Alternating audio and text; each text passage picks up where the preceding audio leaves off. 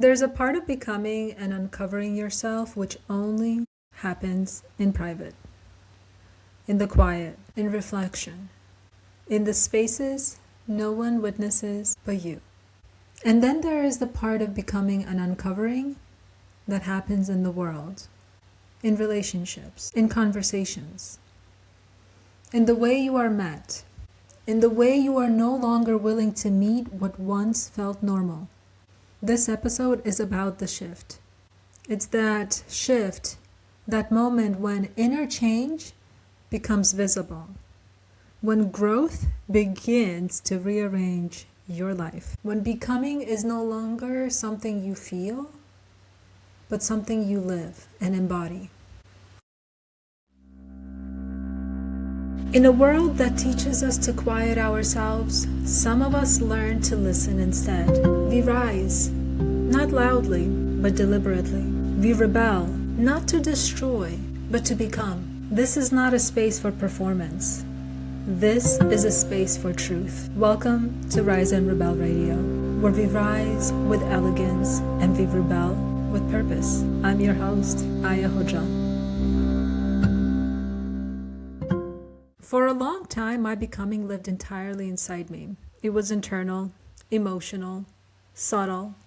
But there came a moment when the world started to feel different. Rooms that I used to fit into felt tighter. The conversations that I used to have felt thinner.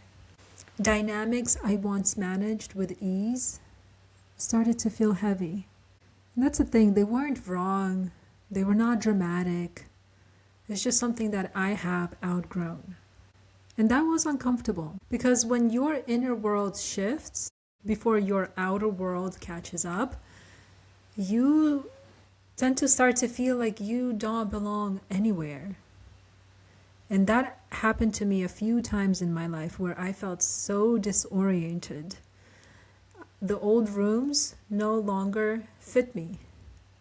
And the new ones, they haven't even revealed themselves yet. So I was in that in-between space. And that space I call the unknown.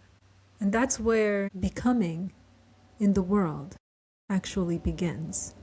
One of the most surprising parts of growth is how quietly it changes your relationships. Not in who you cut off, but it's actually in how you show up. What is it that you tolerate? What you no longer over-explain, what you stop carrying for others. I started to notice that I wasn't trying to be understood in the same way. I wasn't editing myself as clearly anymore, and I was also not offering access automatically. I was also not bending to preserve connection. And that's where that moment really truly reveals itself. Some relationships softened, some fell away, some deepened, and some revealed truths that were always there. It's just that I haven't been ready to see them. I'm sure you know exactly what I'm talking about. And if you haven't, this is a great opportunity for you to take a look at inventory of your life. So for me, I began to understand that intimacy is not about proximity. It's about presence. It's about being able to sit in your own skin without asking someone else to complete the shape of you. And from that place, connection feels different. It feels cleaner, it feels calmer, it feels mutual. Not based on need, but on recognition. And as my inner world stabilized, my relationship to visibility changed too. I didn't want to be seen the same way. I didn't want to perform. And I didn't want to package myself like some form of a product, which is so relatable to somebody who's a marketer and has been a lifelong marketer. And I also didn't want to create for approval. I wanted to create from truth, my embodiment, from a place where what I offer feels like an extension of who I am, not a version of who I think I need to be. And that takes a lot of courage and vulnerability. Because when you stop performing, you lose the armor of all of the roles that you've played that you've signed up to play, and you're no longer good at being this thing, whatever that is. You're just simply present. And presence can't be controlled. But presence is where real connection lives. Presence is where real creation happens.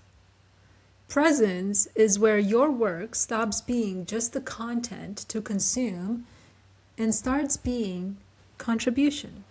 And I can feel that shift in how I speak, in what I'm building, in how I show up for you, for everybody in this world, in what I'm also no longer interested in maintaining.